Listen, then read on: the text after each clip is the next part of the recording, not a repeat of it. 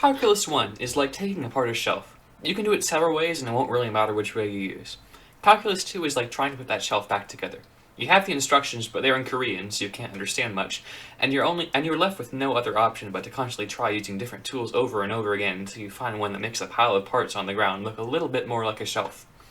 You can be using a jackhammer for hours before you get the brilliant idea to use a screwdriver and wonder why in the world you were so dumb. But then, you find out that you need to use a hydraulic press, and then you go through the effort of buying one, only to figure out that when you used the screwdriver, you accidentally switched two of the screws around and didn't need to use the hydraulic press at all, because you did the whole thing wrong and it wasted 17 hours, and at the end, you think you're done, you think you did everything right, but then you realize that you've accidentally built an RD-108 quad-chamber cryogenic liquid-fueled rocket engine instead of a shell, because you've accidentally wrote T down as plus in step 2.